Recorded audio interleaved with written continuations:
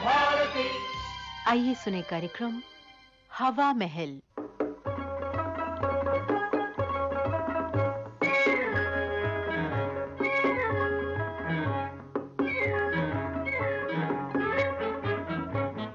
आज के हवा महल कार्यक्रम में दोस्तों आपको सुनवाते हैं नाटक मेरे दत्तक पिताजी।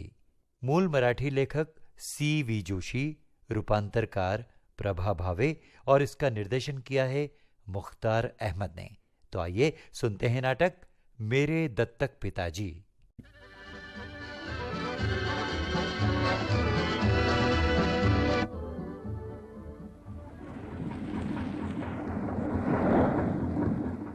भोर की सुहानी बेला, कोंकण में जाड़ों का मौसम।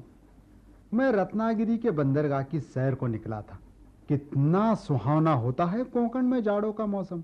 न कड़ाके की ठंड, न मुतलक गर्मी। कितना अच्छा लगता है, वाह। मैं हर साल इन्हीं दिनों में रत्नागिरी आता और बाप दादा की जायदाद में अपने हिस्से के नारियल के एक पेड़ और कटहल के पेड़ की एक डाल की पैदावार के मुबलग पैसे वसूल करा ले आता। अपने बाप दादा की जायदाद में अपने इस अकलौते बेटे को हिस्सा दिलाने के लिए मेरे स्वर्गवासी पिताजी ने 8 साल तक मुकदमा लड़ा था और अब वसूली के लिए यहाँ आने में मुझे भी हर साल खर्च करने ही पड़ते हैं। लेकिन और उपाय ही क्या है? स्वर्गीय पिताजी की इच्छा और अपने अधिकार की रक्षा।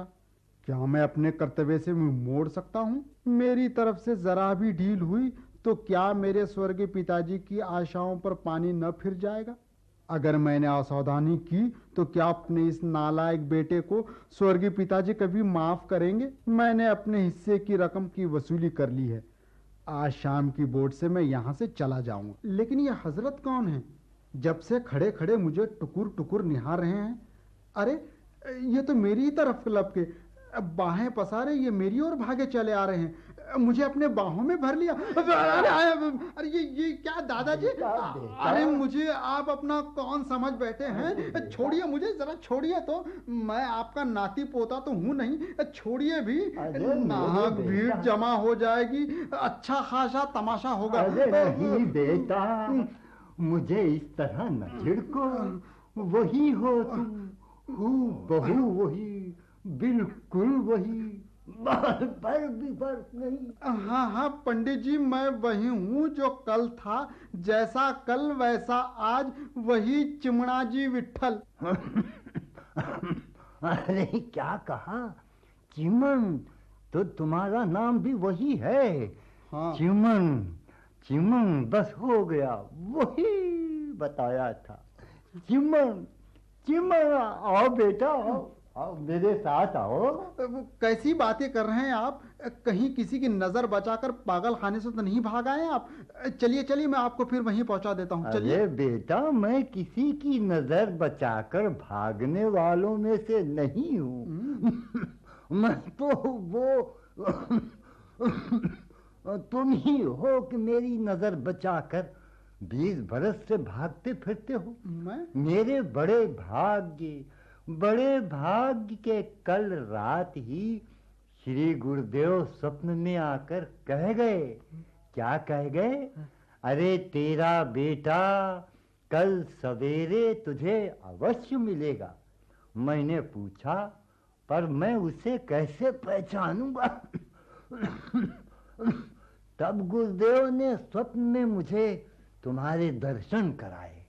कहा, लो अच्छी तरह पहचान लो। मैं टुकुर टुकुर तुम्हें निहारता रहा और गुरुदेव आदेश देकर अदृश्य हो गए। वही मनोहर मूर्ति, वही हूबहू वही, बिल्कुल वही। पर अब चलो बेटा, घर चलो। हाँ, रास्ते के लोग ताकने लगेंगे।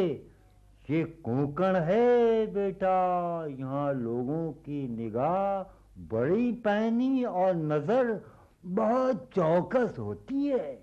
चलो बेटा, अब घर चलकर ही बात करेंगे। चलो।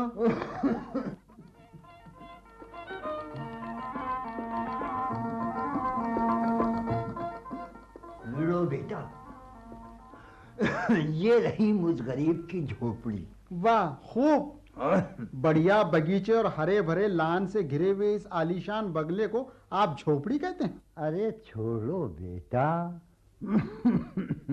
हम कोंकण के लोग सादे जीवन और उच्च विचारों के अभ्यासी हैं। क्या कहते हैं उसे? Plane living and high thinking. आओ यहाँ बैठो। अरे भाई बैठो। अच्छा। रामू, रामू, अरे सुनता है? मेहमान आए हैं। आया अन्ना जी आया। अरे बगीचे से इनके लिए ताजे फल निकाल ला। अन्ना पर अरे पर क्या? जा मालिक के मेहमान के सामने नानू करता है। संतान के सहारे बिना ये नौकर भी सिर चढ़ गए हैं। खैर, अरे श्रीमती जी। जी आई, क्या है? अरे जरा बाहर तो आओ, देखो कौन आया है। देख लो, मेरा स्वप्न साक्षात सत्य हो गया। देखो अपना बेटा आया है, और तुम मुझे पागल कह रही थी। है न हूबहू वही स्वप्न में देखी हुई मनोहर मूर्ति।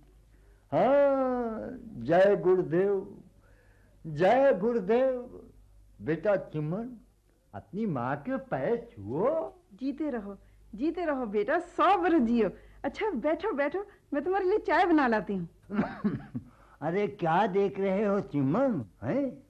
ये फोटो देख रहे हो? फूल से ये तीनों बच्चे पर की साल इन्फ्लुएंजा से 8 ही दिन के भीतर चले गए बेटा। रह गए अपने भाग्य पर रोने के लिए हम दोनों बूढ़े। 1 बरस बड़े दुख में काटा बेटा। गुरु शरण में गया, और कल ही गुरु जी ने स्वप्न में तुम्हारे दर्शन कराए। गए जन्म में तू ही मेरा बेटा था। अब मुझ बूढ़े में जमीन जायदाद, खेती बाड़ी, बंगला बगीचे की देखभाल करने की शक्ति नहीं है बेटा। ये सब और बंबई का अपना छोटा सा घर तुम्हें ही सौंपता हूँ। सब तुम्हारा है। तुम हमारे बेटे हो। अपनी संपदा संभालो और हमें गिरफ्ती के झंझट से छुट्टी दो बेटा। लेकिन अन्ना, मेरे पिताजी नहीं रहे और अपनी माँ का मैं इकलौता बेटा हूँ। इस कारण में किसी का दत्तक पुत्र नहीं बन सकता। कानून से भी आप मुझे गोद नहीं ले सकते। अरे क्या धरा है इन बातों में बेटा? कानूनन गोद लेने से ही क्या सच्चा प्रेम पैदा हो सकता है? अरे हम तो तुम्हारे प्रेम के भूखे हैं। तुम हमें माँ बाप जैसा प्रेम करो। हाँ? हमारी वृद्धावस्था में हमारी सेवा करो। बस ये सब जायदाद तुम्हें ही मिलेगी। हाँ चिम्मन, तुम्हें नौकरी में आपा खपाने की जरूरत ही नहीं है। छोड़ो नौकरी। लेकिन अन्ना, इसके लिए भी मुझे पूना तो जाना ही होगा। अरे पूना जरूर जाओ बेटा, जरूर जाओ बेटा। लेकिन तुम्हारे बिना हमसे रहा न जाएगा। हाँ, बात ये है चिम्मन कि मैं तो भैया दमे का पुराना मरीज हूँ। हाँ, बस मौसम बदला कि मेरा दमा बुरी तरह उखड़ आता है, तब मुझे हवा पानी बदलना ही पड़ता है। वैसे मैं तो यूं भी पूना में किराए का मकान लेने की सोच ही रहा था, पर अब तो तुम ही हो वहाँ, तुम्हारे ही यहाँ रहेंगे हम तुम्हारी घर गृहस्थी देखकर मन ही मन खुश होंगे। तुम्हारा भार भी कुछ हल्का होगा बेटा।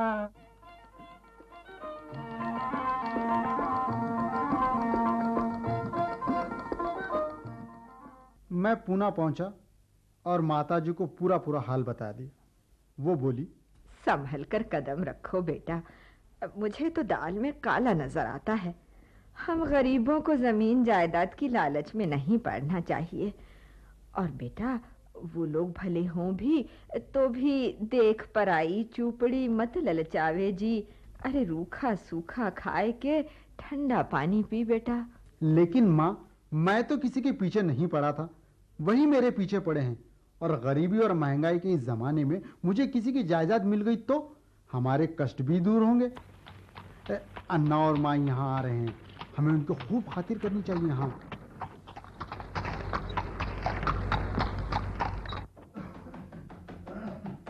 अरे चिमन बेटा। कौन? अन्ना?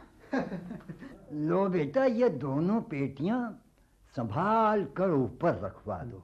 ये हमारे गहने कपड़ों की पेटी है बेटा। और देखो, इसमें हमारी जमीन जायदाद की दस्तावेज और खास खास कागज पत्तर हैं।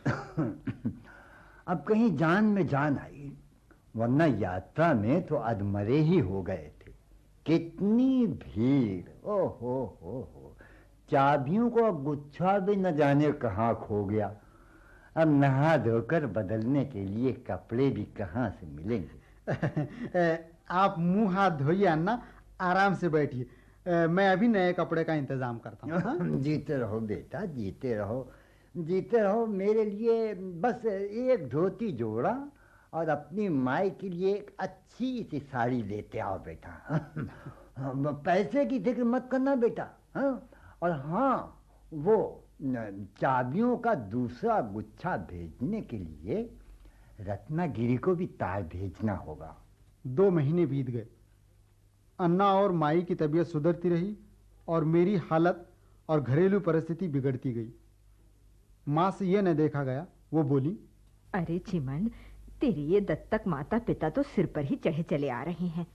सेर दूध पीते हैं, सांझ सवेरे फल मिठाई और हलवा पूरी उड़ाते हैं। तो मेरी बात मान चिमन, चुपचाप रत्नागिरी चला जा और वहां जाकर अच्छी तरह पता लगा कि मामला क्या है। ससुर जी से रुपये उधार लेकर मैं रत्नागिरी गया। असलियत जानकर मैं सन्न रह गया। इतना झूठ, इतना फरेब। मैं पुनः वापस आया। गुस्से के मारे मैं आपे से बाहर था। कहाँ है वो बदमाश अन्ना? तेरे जाने के दूसरे ही दिन वो लोग भी रत्नागिरी चले गए। बोले चिमन बेटा ने तार देकर बुलाया है, संदूकें ऊपर पड़ी हैं। हो न हो इसमें चोरी का सामान है माँ। वो इस घर का मालिक नहीं, नौकर था। लेकिन उसकी पेटियां तो है ही। चाबियां न मिले तो क्या हुआ, मैंने तोड़ूंगा। हाँ। पोस्टमैन। बेटा चिमन, तुमने 2-3 महीने हमारी बड़ी सेवा की। हमारा आशीर्वाद तुम्हें हमारी और हमें तुम्हारी याद बनी रहे, इसलिए तुम्हारी पत्नी की सोने की चूड़ियाँ और तुम्हारा फाउंटेन पेन ले आया हूँ। तुम्हारे दुकानदार के पास से कपड़ा लिया है, उसे पैसे चुका देना तुम्हारा कर्तव्य है।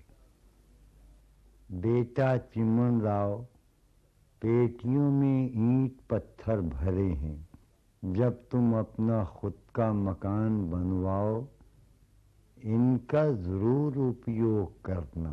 हम दोनों सकुशल हैं और तुम जैसे किसी और सुपुत्र की खोज में हैं जो हमें अपना दत्तक पिता बना ले। तुम्हारा अन्ना।